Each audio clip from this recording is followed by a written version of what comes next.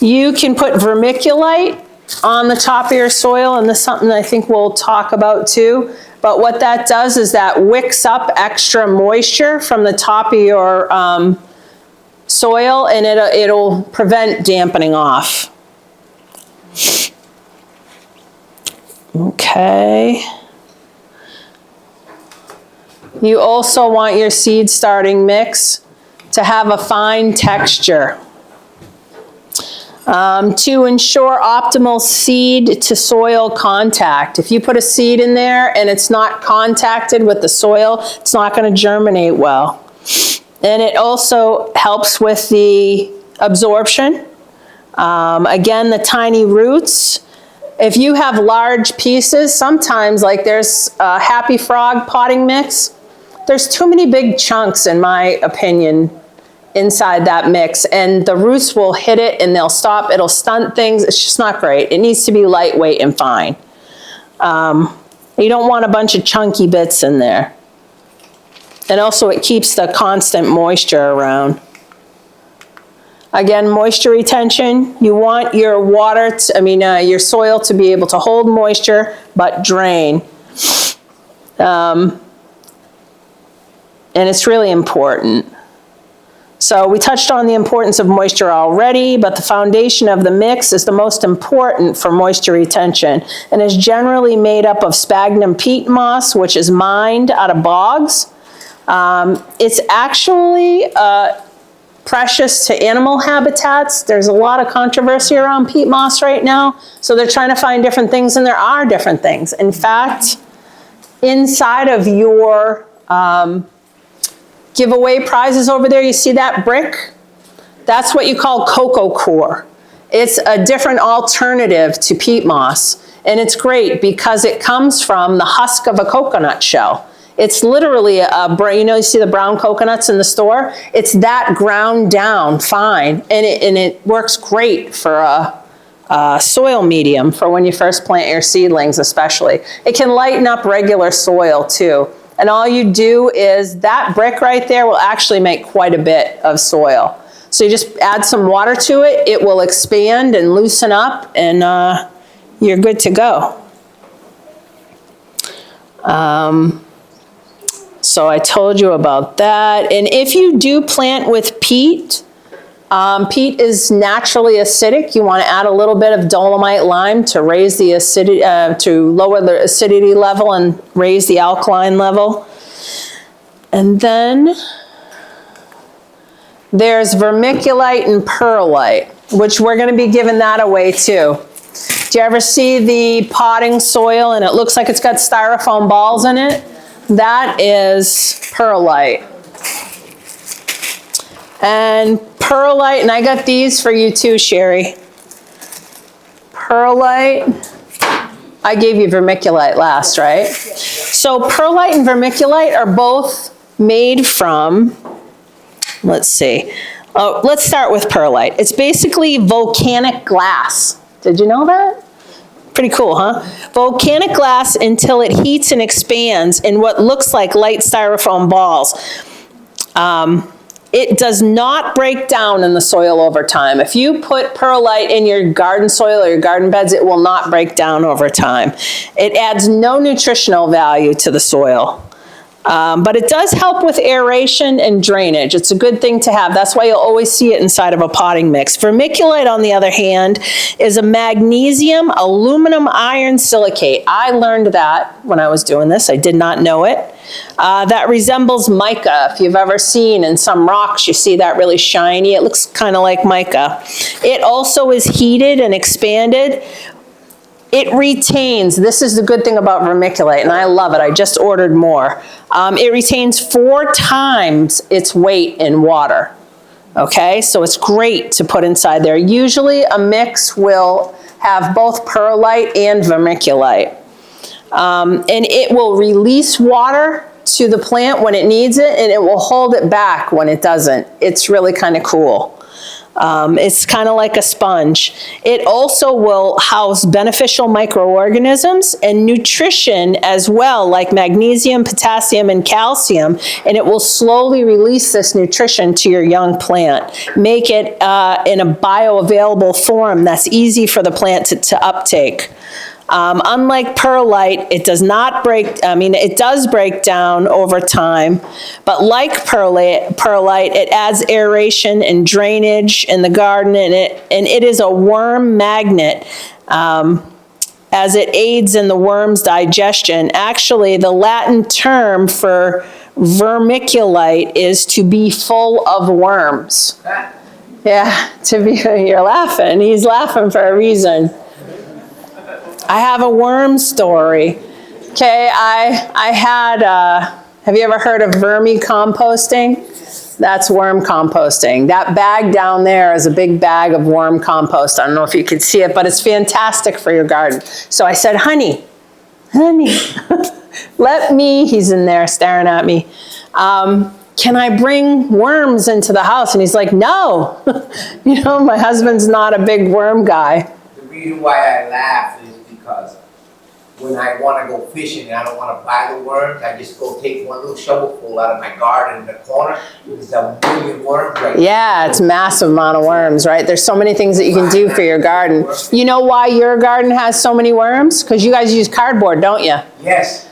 Cardboard is a worm magnet. You lay that stuff down, it takes care of weeds, but at the same time, it attracts worms. We use it in our garden too. It's fantastic. And you just, you lay it down, and you know, you might get a weed here or there, but it's really great for weeds and worms. It'll attract them. It's great. So you want worms. So anyways, I asked him if I could have worms. You can order 5,000, 10,000 worms in the mail, right? So I'm like, let me have that, then I don't have to buy that stuff, right? And we can take all of our vegetable scraps, or a good portion of them, feed them to the worms. Yep. So he agreed. And I said, can I have them in the kitchen? And he's like, no. So a little more convincing, and I got him to let me have them in the kitchen. And when you first get your worms, you put them inside of a container and you shine a light on the top of them. They don't like light. If you've ever seen a worm, you take it out of the ground, they go right back into the ground again, right?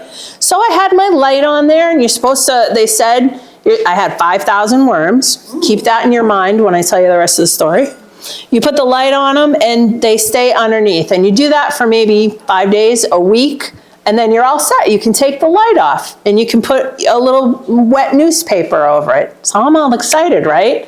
I'm past my 5 days, and I take my vermicomposting bin, which I had a fancy one with all the levels. The worms would climb up different levels, and worm tea would come out the bottom. I was so excited. I had it in my garden. Doesn't attract any bugs or anything. And then we went to bed one night, and for some reason, we had a bathroom near our bedroom, but I decided I was gonna go downstairs to the downstairs bathroom. I don't even know why. And it was a moonlit night, and I came down through the kitchen, and my whole kitchen floor in the moonlight was moving. And my husband is like kind of a little bit of a germaphobe, which is, you know, that's what it is in anything. And it's hard for us to even have a dog. But so I was like, oh my gosh, all I could think about, my worms, they're drying out. And I yell for him. He comes down and he's like, you know, about to have a heart attack. Some of them traveled into the bathroom before I made it there. So 5,000 worms. I don't think any of them were left inside of my bin. It took me probably about 5 more years until I could have worms in my house again. I just got them back like last year. Yeah, but I was banned from worms. I didn't hear the end of that for quite a long time. So you know the difference between vermiculite and perlite. Again, perlite doesn't deteriorate, vermiculite does. I myself like vermiculite a lot better. And then there's nutrition. So as we discussed, the seed supplies nutrition for the baby plant, right? When it first starts out and it gets those first 2 cotyledon leaves. Then after that, you need to feed it something, because you'll notice that your leaves are gonna start to get yellow or maybe even collect disease. They're just starting to get weak because they need food. They've used up all the energy that's inside of that seed, okay, or inside of those cotyledon leaves. Some seeds don't have that endosperm that we were talking about. They just live off of the cotyledon leaves, those first 2 leaves. Like beans, for instance, you plant them into the ground, they have really thick leaves that come out, right? That's what they live off of until they get their mature leaves. And when they start to get their first sets of mature leaves, you need to start feeding them something. A weak fish emulsion is really good, but they have fish emulsion that doesn't smell, but you gotta be careful with fish emulsion inside of your house. I'm not allowed to have it. Just saying. I push for all these stinky things that are so good to work with, but some things you just won't budge on. So again, like I said, the first couple leaves, the first true mature leaves look different from the cotyledon leaves. And the cotyledons will fall off after you start to get those. You'll see that those will, some of them will follow the plant out a little bit further, but most of the time they fall off because they're not needed anymore. So this leads us to a controversy over sterile and non-sterile growing mixes. A lot of people for years have said that you need a sterile growing mix so that you don't create any disease. Yeah, there's a chance of disease. I haven't had much problem with it, you know? A lot of people are making their own seedling mixes now, which there's really not a lot to it, and you can possibly save a little money, and you can decide what goes into your mix too. You know, you don't have to have those synthetic fertilizers and things. I mean, I don't usually do anything Miracle Grow because it's a lot of chemical. It's owned by Big Ag. There's a lot of politics attached to it, which I mean, I wouldn't down anybody for using it. If that's what you use, great. Use whatever you can. I would encourage anybody. Use whatever you can. So many people have stood by a sterile mix. In other words, it has no nutrition in it. And oftentimes it's heated so that any disease is heated right out of it. So you can use liquid fertilizers once the plant gets a little bit bigger. But you can also make your own mix, and oftentimes it's basic. It's either peat moss and cocoa coir, 1/3, and 1/3 vermiculite and perlite, meaning actually it's 1/6 vermiculite, 1/6 perlite to make up 1/3, right? And then 1/3 of screened compost or worm castings will work well. You can use them both actually, 1/6 and 1/6. It doesn't have to be exact, but those are about the range you want to use. You want to make sure you don't have those big clumps of woody material or anything. Like again, it needs to be fine. And what you want to do too, when even if you have a mix like that Pro Mix down there, I use that for years. I still use that. But that's really dry. And it's what you call hydrophobic. It's pushing water away. If I were to pour water onto that at first, it will just pool up like oil and water. You really need to get that stuff moist before you put your seeds in, because if not, you're going to be watering seedlings. If you're putting them in dry, you should be able to pick up the soil and squeeze it and not have at most 1 drop of water come out of it. That's how much you should hydrate your soil when you're planting your seeds, okay, if you're doing that indoors. So let's see.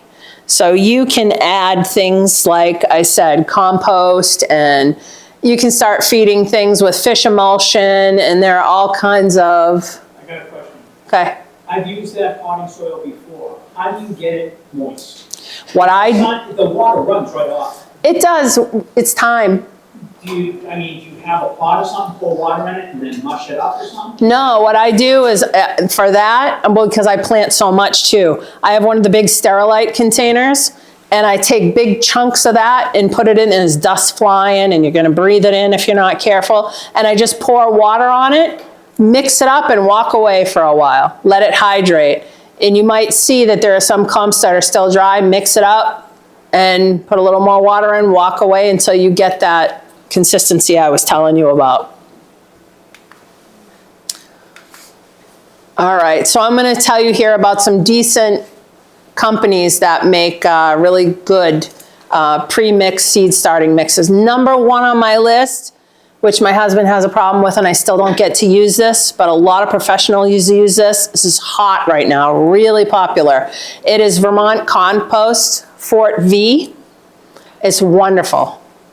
You'll get some nice healthy seedlings, and it actually has compost in it. It has all that nutrition. It is not inert, it is not sterile, but they have a great reputation. Why can't you use it? Because it's got stuff in it that he doesn't want to bring into the house. He doesn't like certain things in the house. That's just Chris, and it's okay. Yeah, we have different views on things. There's Pro Mix. That's a different picture of it. I buy it in the big 3 cubic bales just because I use so much of it. Pro Mix can also have mycorrhiza in it. It can actually have other things in it that will feed the plant. Mycorrhiza is beneficial bacteria and fungi that actually help your root system and help for a healthier plant. We won't get into that too much though. And then there's Coast of Maine. It's a decent one. Have you? There's Light Warrior, which is decent. And we got New England Hydroponics. You can find all this stuff in Marlboro. There's a place called New England Hydroponics that you could go to get this stuff. Where is it? In Marlboro on Brigham Street. You know what? It was conveniently located right next to my work. Again. So there's this stuff. You'll find this in the store. This isn't anything that I've used, but I checked it out and it's pretty decent.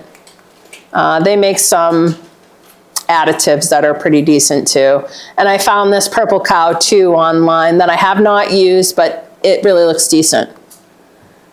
So let's start intermission. We're gonna start giving away prizes and drawing names. You can get drinks. There's apple juice over there. There's water if you want to go to the bathroom. Stretch your legs. There is a bathroom right outside of this door to the left-hand side. And we're going to start drawing names and giving away stuff. We have grand prizes. I just want to say to people too, we have grow lights that are going to be a grand prize. One of those lights that are really bright that I use at my place, that's the grand prize. We have heat mats and we have grow lights that we're going to save to give away until the end of the program, okay? But we'll start with these smaller things. Let's start drawing some names. We're going to start. We got 5 of these Clyde's garden planters. If you're wondering when you should start planting things, Clyde's is good. It gives you basic crops over here. It'll give you the month and the days, for each week, and you slide it to the side and it'll tell you when to plant certain crops for our area. All right. So here we go. Begin? All right. So we got 5 of these guys. That's okay. No, I don't think so. That's not right. Yeah, absolutely. There you go. Yeah, well, All righty. Suzanne. Suzanne? All right, I'll pass them out, Sherry. Thank you. Okay. All right. Suzanne, I'm going to let you pick the next name.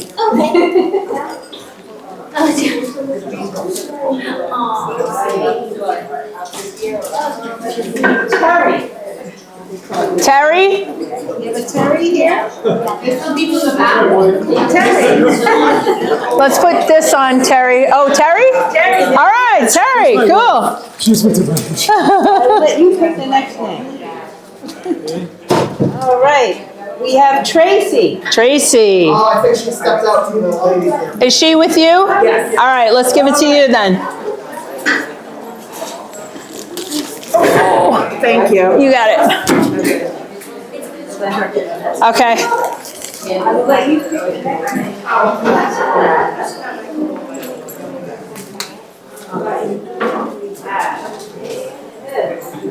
Heather Crowley. Heather. And you're picking the next name, Heather. And you have one more, Amanda? Yep, we have one more.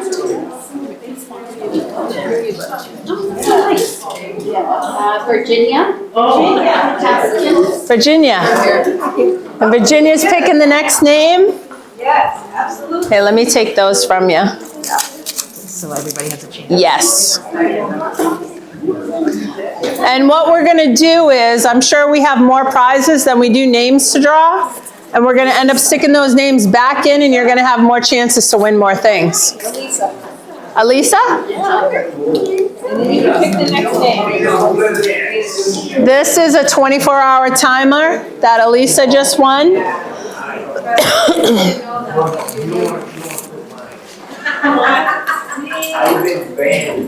Nicole.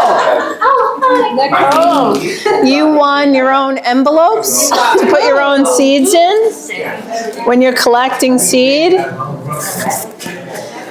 We got a seed-saving Bible here that tells you how to save your own seed. Carol. Carol. Carol.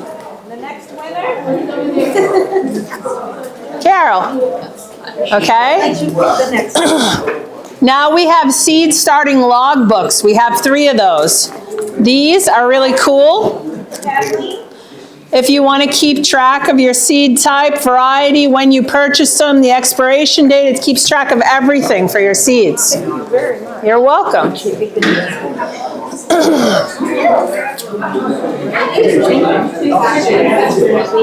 the next one is, Amanda? Is that Carol? C-A-R-E-L-L-E. Carell Carter? You? Carell?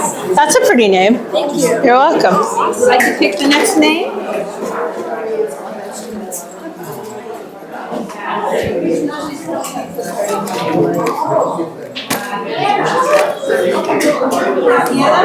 Hannah? Here you go, Hannah. Thank you. Next, these are a little bit of a smaller gift. There's a couple of packs of seeds in here. It's a sunflower. You got some basil. You have some seed starting tools, a couple of these little pokers. Amanda. Amanda Jones? Yes. Amanda? Miss Amanda Jones? I am. Right? Thank you. And sorry, you probably heard that a million times. Yes. Sorry, my mother's name was Nancy Drew. So I feel for you. So there's plant tags in here too. Perfect, thank you. You're welcome.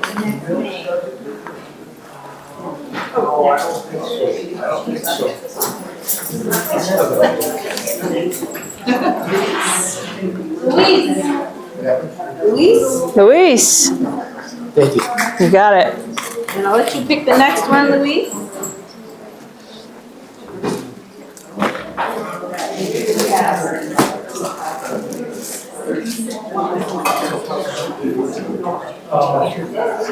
Patty.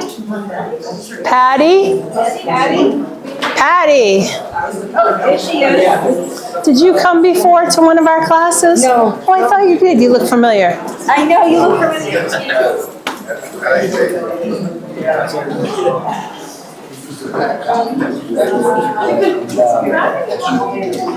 And the winner is Melissa. Let's go back here, Sherry. Yes. No, they wouldn't. I would never expect them to, thank you. You're welcome. You pick the next one. Oh, let Tracy do it, she wasn't here. Oh, yeah. Oh, like, sure. Let's see who the next one is. it would be right if I did. Rosemary. Rosemary. We know who Rosemary is. Here you go, Rosemary. Oh, I'm so excited, thank you. You're welcome. Charlie, go see. Go see.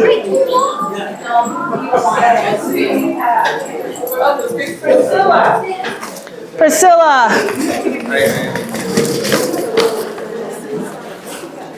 Thank you. You got it. You got to pick the next name, Priscilla. Okay. Alrighty, who do we have? Let me see. We're gonna be doing this a little while. Angela. Angela? There she is. Oh, there she is.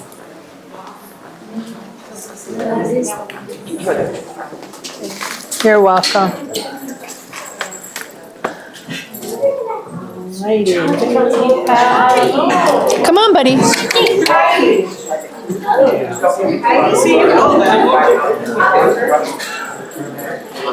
Sorry. You're welcome.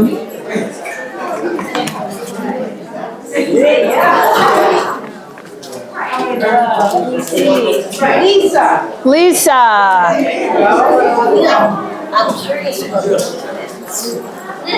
Here you go, Lisa. Thank you. You got it.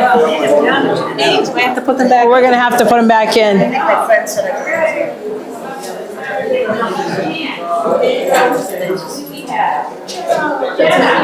Jenna, you got it. You got it. we have one name here, so they get the last prize here, right? Jenna, well, this is the last name anyway, so. Jacob.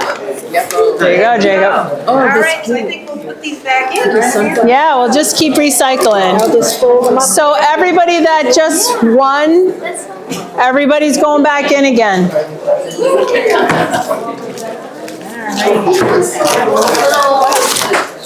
We got a couple of bags of perlite. Next.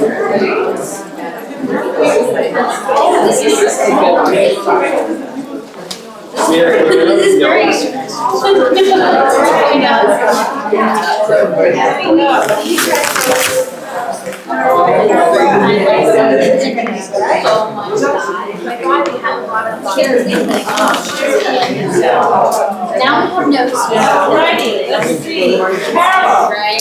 Carol. There you go. Why don't Let you pick the Lisa. Alisa? Alisa? You're welcome. Andy, I'll let you pick the next. Now I'm going to give away a couple of bags of perlite. Tracy. Tracy gets perlite. You're welcome.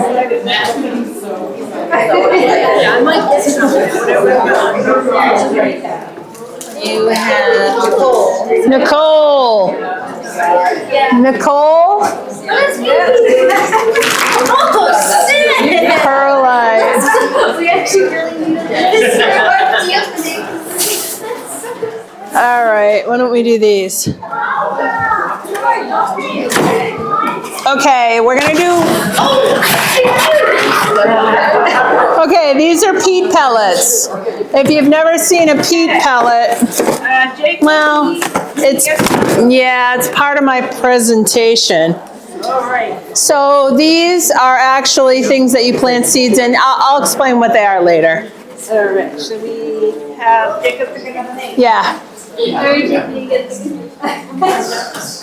Yes, start out.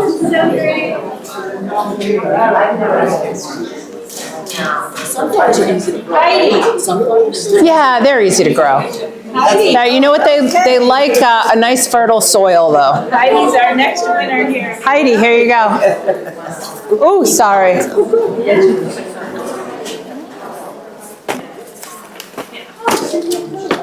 Rosemary. I didn't do it. There you go, Rosemary. See, we're getting our steps in today, too.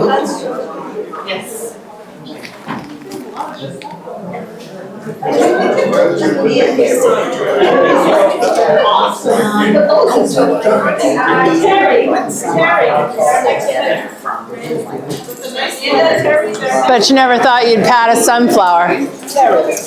Terry. Terry? Oh, here you go.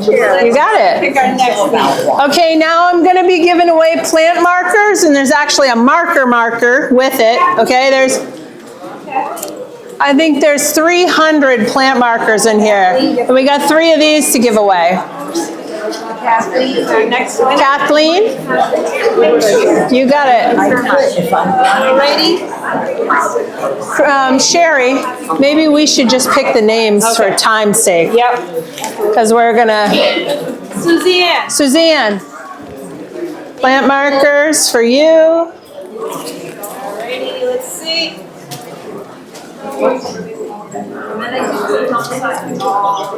Next one, Amanda. That sounds weird for me. I know, right? Yeah, I forgot. Yeah, I'm sorry. Now I regret it. Yeah. Now we got some markers that are UV safe, so you can write on your plant tags and it won't fade. Patty. Patty. You got it. Priscilla.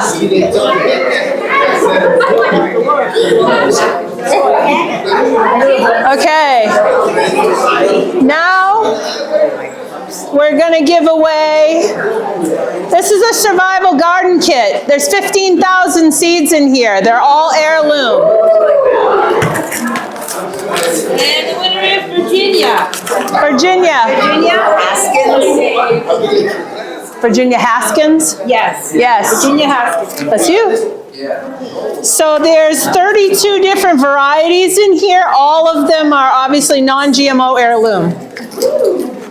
And these will stay good for years if you don't open them, okay? Rebecca. This is a seed vault. Rebecca.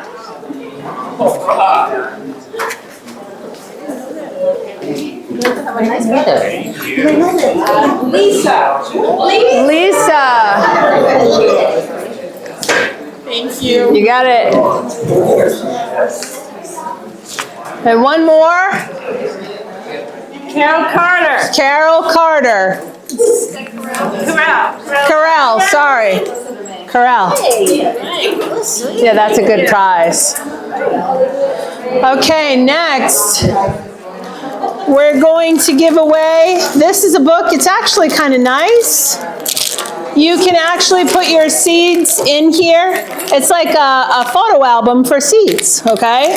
Put your seed packets in here.